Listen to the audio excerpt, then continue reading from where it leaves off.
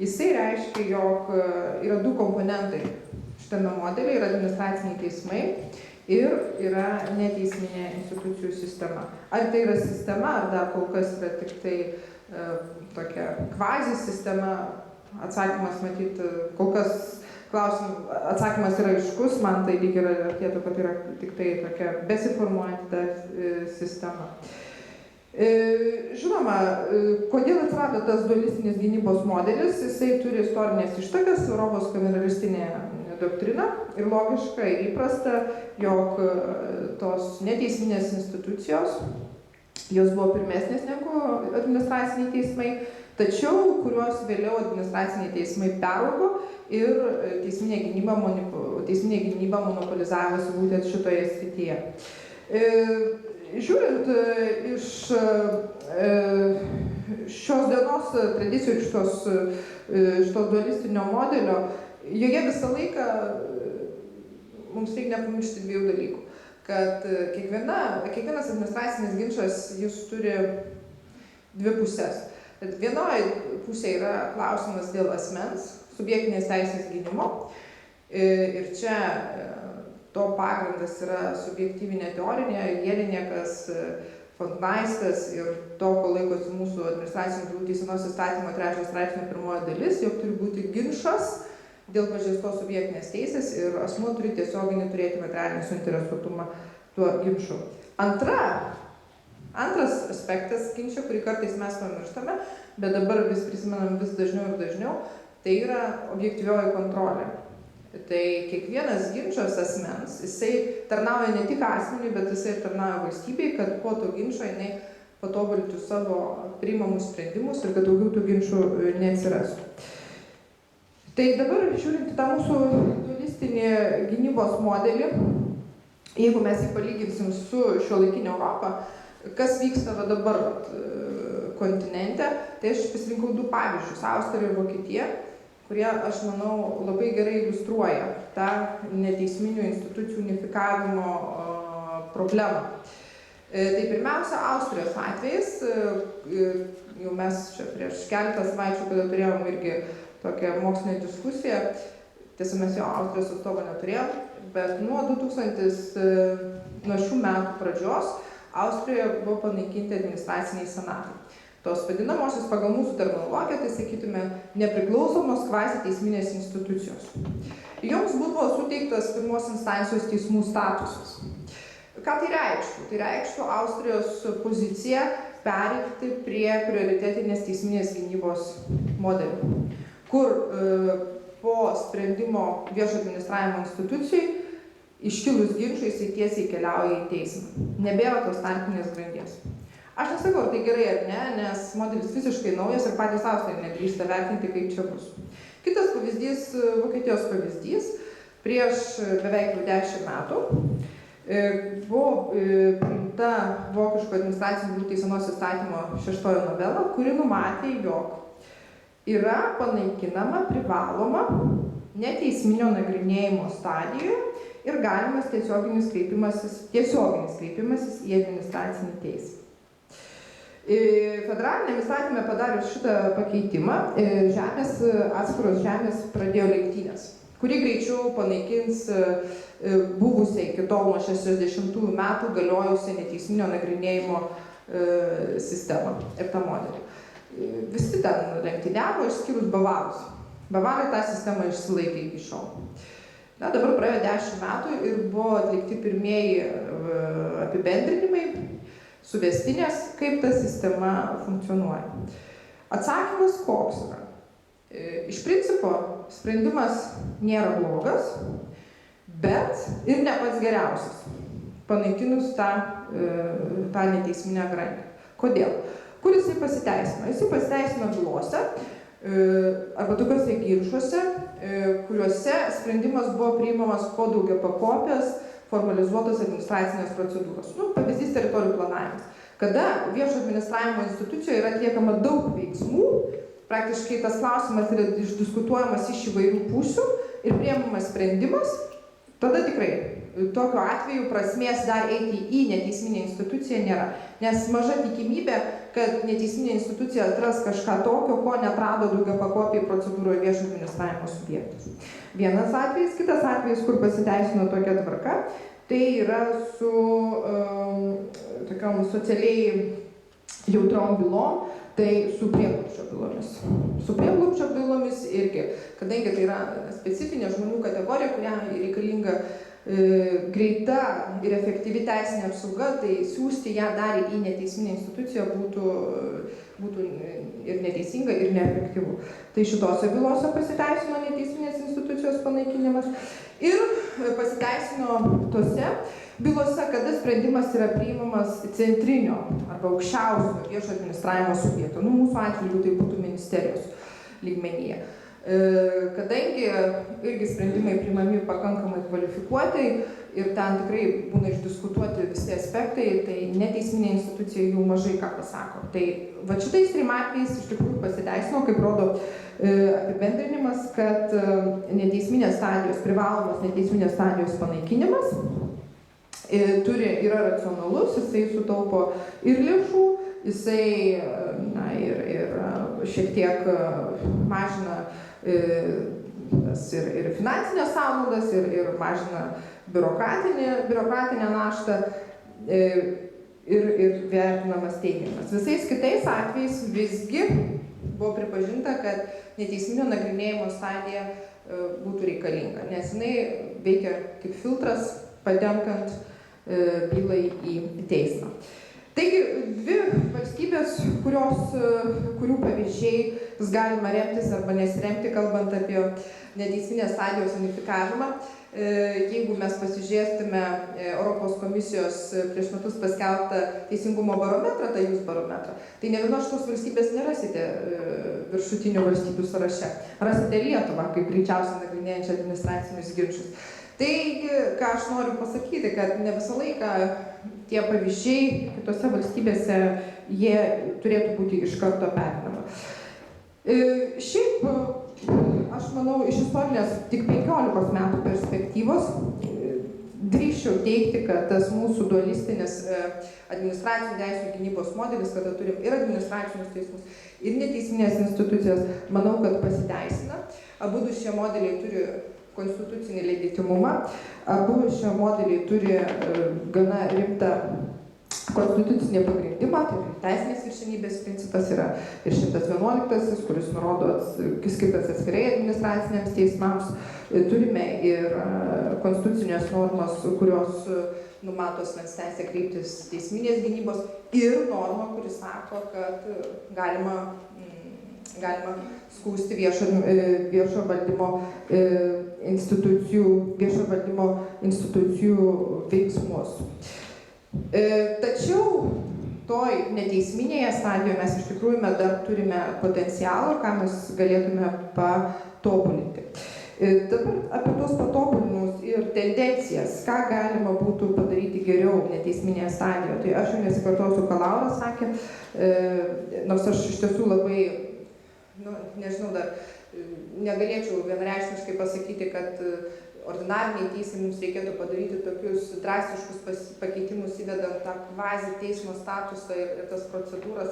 Galbūt paprašiau likti prie tų klasikinių dviejų teisminio proceso ir viešo administravimo procedūros sampratos, kadangi mes labai aiškiai žinom, kokie reikalavimai jiems keliami ir viršnacionaliniai teisė yra labai aiškus reikalavimai jiems suformuluoti. Bet nepaisant to vis tiek leiskit pasidalinti keliom įžvalgom, ką galima būtų šitoj stadijoje tobulinti. Tai per funkcijas, čia klasika, tos trys funkcijos, kam tarnauja arba ką daro neteisminės institucijos. Tas pirmasis mūsų modelio komponentas. Žmogaus teisių gynyba, taip. Žmogaus teisių gynyba ir teismas, ir neteisminė institucija sprendžia ginčo klausimą. Iki šiol mes, bent jau Vyriausioji administracinių ginčų komisija neturėjo tokios kompetencijos, kaip naikinti viešo administravimo subjekto priimtą sprendimą. Ir tai, aš manau, tikrai buvo tokia didelė niša, kur ta žmogaus teisių gynyba nebuvo iki galo išnaudota. Taip pat labai svarbus matyt momentas yra atkreipti, kad nei teismas nesprendžia administracijos sprendimo tikslingumo, to nedaro ir neteisminės institucijos. Tikslingumo klausimas jisai praktiškai paliekamas tik vidiniai kontroliai. Ar tai gerai ar ne, šiaip jau žiūrint iš tokios platesnės perspektyvos, tai labai reti atvejai, kada pats viešo administravimo subjektas patikrina savo priimtą sprendimą pagal tikslingumą. Dažniausiai jisai laikosi jau tos pozicijos, kuris suformuluota ir galima nebent tik tai užsiginčyti teisėtumo klausimą. Antras niuansas dėl viešosios administracijos savikontrolės, jog šitos institucijos turėtų padėti viešo administravimo institucijom, tai iš dalies taip, bet jis praranda aktualumą, kadangi šiaip jau bendrai užsitęsia visa viešo administravimo procedūros, jos visos ilgėja, nes mes nenorim, atrodo, kaip teritorijų planavimo, paprastą pavyzdį. Kol priimsim vieną ar kitą teritorijų planavimo dokumentą, ten praeina ne dienos, ten praeina mėnesiai, jau kartais ir metai. Tai tikslingumas praktiškai jau tenais yra pasitikrinamas. Tai aš jau baigiu. Ir dar vienas momentas, kokie visgi gali būti, kokios gali būti stipriosios pusės to neteisminio proceso, tai kur aš matau galbūt galimybės. Bendrai žiūrint, visa administracinė teisė, jinai tampa procedūrų teise. Ir dabar mes netgi turim ir europinių lygmenių tokią tendenciją, kad teisminė gynyba suteikiame ne dėl pažeistų materialinių teisių gynimo, bet teisminė gynyba suteikiama dėl procedūrinių padarytų pažeidimų. Na, mūsų naujos redakcijos vėlgi tas teritorijų planavimo įstatymas. Ten nėra jokio ginčo dėl subjektinės teisės. Dabar į teismą galima kreiptis dėl formalios procedūros pažeidimo. Kodėl tas atsiranda? Viena iš hipotezių yra paprasta. Visas gyvenimas sudėtingėja. Viešo administravimo subjekto priimami sprendimai turi ir ekonominių, ir socialinių, ir politinių aspektų, ne tik teisinių aspektų. Reiškia, viešo administravimo subjektas įgauna gana didelę diskreciją. Būtų nesąžininga teikti, uždėti naštą teismui, patikrinti galutinai, ar ta diskrecija yra tinkama ar ne. Bet iš kitos pusės mes vis tiek reikalaujame ir prašom, kad teismas užtikrintų efektyvią gynybą. Tai kaip kompensacinis mechanizmas, sakom, tada tegu teismas tikrina esminių procedūrų pažeidimus, o į diskrecinės kompetencijos apimtį kišasi mažiau. Tai šitoj vietoje aš matau ir tų neteisminių institucijų potencialą, jokios iš tikrųjų procedūrinius pažeidimus irgi galėtų labai puikiai išnagrinėti ir nebūtinai reikėtų teismo. Na ir pabaigai pasakysiu tik tiek, apibendrinsiu, jog tie deficitai, kurie mes kartais sakom, jog administraciniai teismai neužtikrinama vienu ar kitu aspektu žmogaus teisių, tai viskas susiję ir su neteisminė sistema ir tos problemos iš dalies yra bendros, todėl nereikėtų taip suabsoliutinti, jog čia yra administracinis teismas, čia yra kvazi teismas, jos abu šitie komponentai yra viename modelyje. Toks yra mūsų Lietuvos pasirinktas variantas ir aš linkiu, kad jisai būtų efektyvus ir Teisingumo ministerijos dėka iš tikrųjų dar kartą noriu padėkoti. Nežinau, ar čia taip tikslinga ar ne, bet pavasario konferencija administracinių teismų irgi vyko Teisingumo ministerijoje. Dabar irgi antro komponento aptarimas irgi vyksta Teisingumo ministerijoje. O jeigu prisiminti prieš istoriją 98-99 metus, kada buvo ruošiami tie įstatymų projektai, gerbiamas Lapinskas iniciatyvą ir jis ėmėsi to darbo tik po to, kai komisija dviejose raportuose pabrėžė, jog Lietuva netitinka stojimo Europos Sąjungos kriterijų, kadangi neužtikrinta šitas aspektas ir to meto Teisingumo ministerija tą išgirdo ir davė pavyzdį. Taigi tikrai labai ačiū ir linkiu dar mums geros diskusijos. Atsiprašau labai, kad jeigu užtėpiau laiko.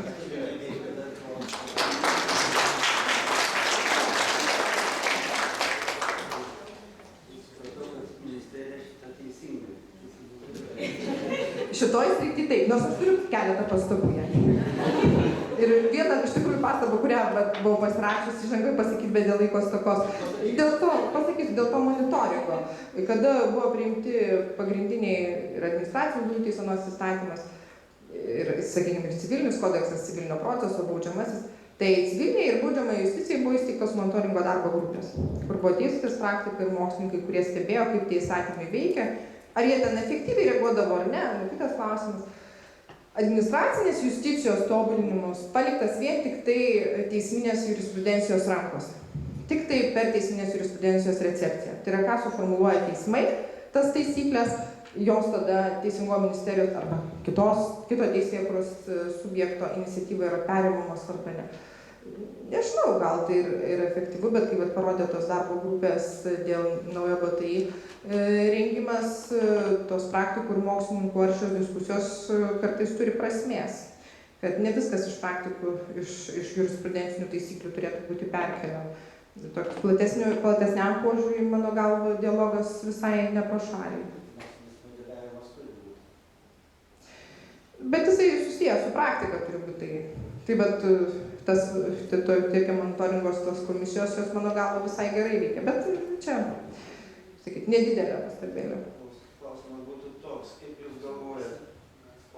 Tiksliai. Savo kumštį aptarnavau. Apie tikslingumą daug šnekėjos, kad tikslingumo poveikių nėra į tikslingumo. Bet tai kartais parodo irgi makro teisinė situacija, kad tam tikri vadovai pastoviai priima tokius sprendimus, kurie kenkia teisingumui ir taip toliau. Ar tuo atveju nereikėtų inicijuoti atestavimo procedūros ir ar tokia, kaip sakant, teisinė tokia kompetencija turėtų administracinės komisijos turėti?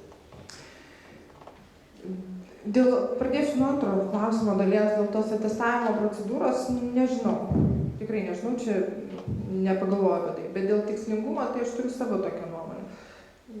Čia kaip yra su teisingumu. Nėra absoliutaus teisingumo, kaip ir nėra absoliutaus tikslingumo. Ne, tikslingumo. Tikslingumo, taip. Viešo administravimo subjekto priimtas sprendimas, sakykime, kaip ir Vilniaus apygardos administracinio teismo, ten buvo kelių fondo sprendimų patikra, ar savivaldybė naudojo iš kelių fondo lėšas tiems keliams ar ne tiems. Nu, ne teismui reikia spręsti, kokiam keliui tas lėšas naudoti ar ne. Tai ką aš noriu pasakyti, kad viešo administravimo subjektai, jie tikrai priema sprendimus, atsižvelgdami ir į viešą interesą, ir aišku, į konkretaus subjekto reikalavimą, kurį jis išdėsto. Ir tą patikrinti teisminių kelių vėliau, aš nemanau, kad tai yra administracinės justicijos tikslas, absoliutus tikslas. Nes tokių sprendimų patikra yra be galo sudėtinga. Mes iš karto užsiprogramuojame konfliktą tarp teismo ir viešo administravimo institucijos. Todėl, ką aš jau minėjau, tas tikslingumo patikrinimą, jį turėtų kompensuoti administracinių absoliučių procedūrų teisėtumo įvertinimas. Nes ir teisme mes sakom, kada teismas priėmė asmeniui teisingą sprendimą. Ne tik tai, kada jame yra materialinė tiesa, bet ir kada asmuo jautėsi, jog jo atžvilgiu buvo įvykdytas procedūrinis teisingumas. Būna tokiu atveju, kada jam tas sprendimas nepatinka, bet jis jaučiasi, kad jo klausimą teismas išnagrinėjo gerai, nes buvo laikytasi visų procedūrų. Ir tai po truputėlį mes einam į tą kryptį, kad nėra vieno vienintelio teisingo sprendimo. Arba gali nebūti. Aš norėčiau dar pakomentuoti. Tikslingumas šiuo atveju ekspertinis dalykas, ekspertizė. Tai jeigu baudžiamam procese ekspertizė yra ir tokius klausimus ekspertai sprendžia, ar čia negalėtų spręsti ateityje, sakykime, mes vystomės, pažanga kelia ir tai būtų sujungta ta triada valdžių padalymo kažkur tai, ta prasme. Nes, šiuo atveju sprendžia aukštesnės institucijos, ar tas vadovas klysta ar neklysta dažnai, o teismas negalėtų, nors profilaktiškai pasisakyti, kad per daug dažnai klysta, sakykime, tas vadovas. Nu, aš nežinau, ar čia teismo iš tikrųjų yra funkcija nusakyti. Ne, prevencinių požiūrių, prevencinis toksai pasiūlymas, kur aš ir sakiau. Aš manau, galima tą daryti, bet tai labai brangiai valstybei kainuoja. Iš tikrųjų, teismo dabar, taip jau sutarkim, kad teismo ta pagrindinė funkcija yra apginti žmogų, tada, kai yra tikrai problema. O tą monitoringą, kaip jūs sakot, konstatuoti, kiek dažnai ten ta viešo administravimo institucija pažeidė, galbūt yra ir kitų instrumentų, ne vien tik tai per teismą. Tai aš galvočiau, kad štai atsiminti Romeno tą posakį reikėtų, kad pigi teisė brangiai kainuoja. Tai pigus žmogaus gynimo būdas per daug brangiai kainuoja mūsų valstybei. Tik tai tiek norėjau pasakyti čia. Ir aš matau, kad klausimą dar turi gerbiamas Egidijus. Tai jeigu administraciniai teismai vertina iš esmės tokius du dalykus, teisėtumą, tvarkoj, bet ir objektyvų pagrįstumą bylos aplinkybių kontekste, tai savaime aišku, kad jeigu teismas nustato, kad tam tikras pareigūnas turi teisę priimti sprendimą, skirti ar neskirti lėšas tam tikram kelio ruožui remontuoti. Jis turi įgaliojimus, jis nesavivaliauja. Teisėtumo kontrolė įvykdyta. Jeigu eismo įvykių statistika rodo, kad tame kelio ruože kasmet įvyksta tiek ir tiek avarijų, taip, tas nėra šalygai, taip, ten yra mokykla. O tas pareigūnas sako, ne, žinot, man rūpi tas kelias, kadangi aš nežinau, galbūt tam teisėlės suinteresuotas. Bet čia netikas, ne konflikto problema, kodėl jis skiria lėšas tam, o ne tam keliui. Bet tam tikrais atvejais, ar negalėtų teismas pasakyti, kad teisingumo vykdymas šioje byloje susijęs su objektyvaus pagrįstumo kontrolė ir visos aplinkybės rodo, kad tikrai tas kelio ruožas yra prioritetinis ne tam tikros kelių politikos, o teisės požiūrį, eismo įvykių pavyzdžiui. Aišku, išimtiniais atvejais sutinku, teisėtumo kontrolė, bet objektyvaus pagrįstumo kontrolė. Tai tas antrasis elementas pagrįstumas, jisai visais atvejais turi būti, nes bet kuris sprendimas, jisai turi būti pakankamai, turi būti surinkta, nustatyta aplinkybių, faktų ir jos visos turi būti pagrįstos dokumentais. Aišku, kas tą padaro, mes turim problemą, kas turi tą daryti. Kiek teismas,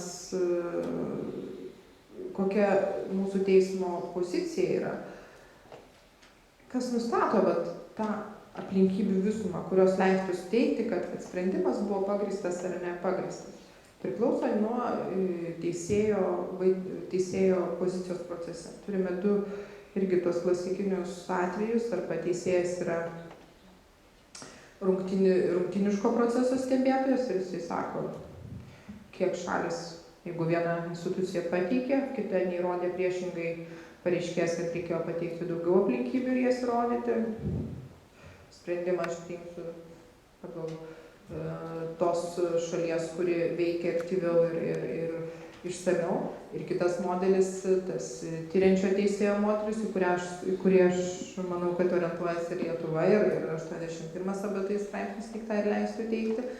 Teisėjas pats turi, administracinio teismo teisėjas turi pats nusistatyti, kokios aplinkybės šitoje konkrečioje byloje yra svarbios ir būtinos, be kurių negalima pasakyti, kad teismo sprendimas, kad viešo administravimo subjekto sprendimas buvo pagrįstas objektyviai.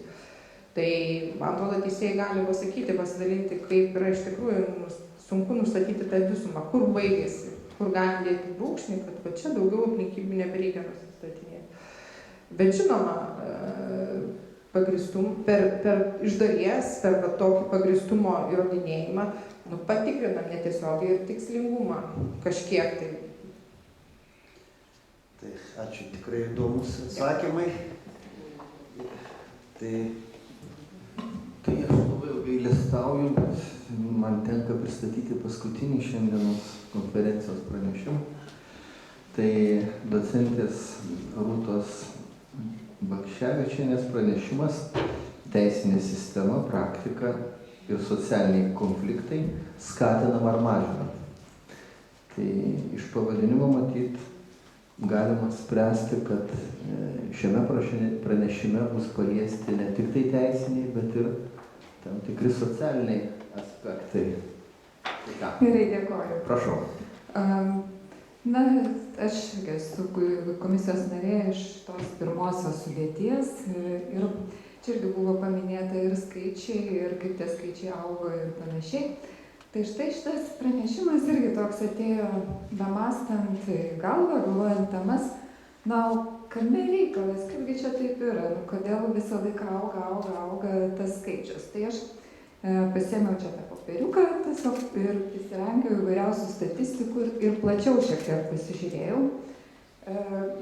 Na tiesiog, kur yra tas fonas, kodėl mes nerandam galbūt, arba kaip surasti, ir kalbant apie mediaciją ir galbūt apie taikos susitarimą, kažkokį tokį grūdą.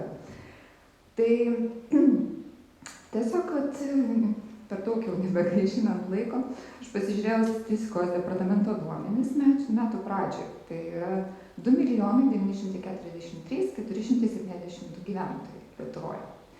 Ir per dešimtmetį, tai yra nuo 2001 iki 2012 metų pradžios, gyventojų skaičius sumažėjo 12,6%, tai yra 440,6 tūkstančių.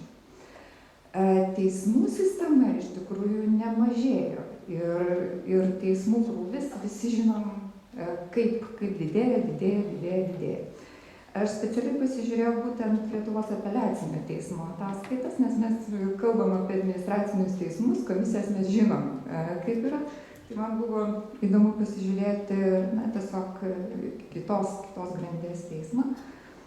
Tai būtent 2009 metais išnagrinėta 567 civilinės bylos, 12 125 pagal apeliacinius skundus ir 2013 metais jau ataskaitoje nurodyta, kad pagal apeliacinius skundus išnagrinėta 1523 bylos, tai yra 3 kartus daugiau negu 2009 metais.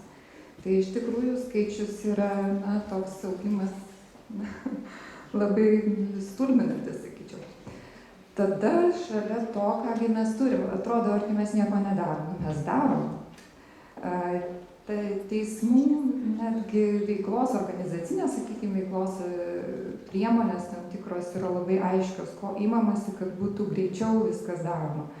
Tai, tarkim, yra ir tas 2013 metų nuo sausio 1 dienos sujungimas Vilniaus 1, 2, 3 ir 4 apylinkės teismų, kai yra sujungti ir organizuoti į vieną Vilniaus miesto apylinkės teismą. Taip pat visi žinot, kaip pereita prie elektroninių priemonių naudojimo, teikiant procesinius dokumentus, tai yra susižinant ir teismams, ir mes, ir mūsų komisija turi jau dabar galimybę bando prisijungti ir susižinoti greičiau. Tai yra viskas yra spartinimui visai veiklos sistemai.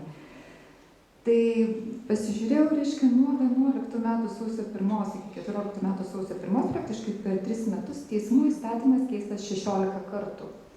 Tai negalim sakyti, kad netobulinam. Visą laiką yra kažkas ieškoma, ką daryti. Šalia to vis tiek turim situaciją, kad atrodo, niekas nėra patenkintas. Na kaip taip yra, iš tikrųjų, tarsi geometrinė progresija vis didėjama. Tas gyventojų skaičius liktai mažėja, mes turim daug procesinių tų formų ir procesinių normų, negalim sakyti, kad neturim, dedam pastangas ir nėra. Buvo paminėta ir mūsų komisijos statistika ir ne vieną kartą aš tiesiog greta, kadangi paminėjau teismus, tai nuo 13 metų lyginant su 12, 18% išaugo. Dabar mes turim šiai dienai jau praktiškai pasiekę praeitų metų lygį su skundais, bet mes dar neturim naujų metų ir neturim ataskaitinio periodo, mes teikiam kovo mėnesį. Taip, neleisiu suklysti komisijos pirmininkė. Tai irgi augimas yra aiškus.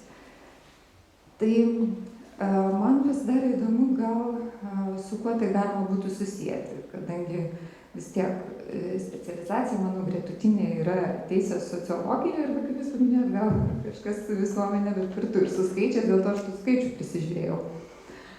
Tai galvoju, gal mūsų įstatymų leidėjas labai daug visko, taip sakant, padarė, dideli skaičiai ir atitinkamai, jeigu mes turim išaugusią teisės norminių aktų leidybą, įstatymų leidybą, galbūt tas lemia. Bet man nepavyko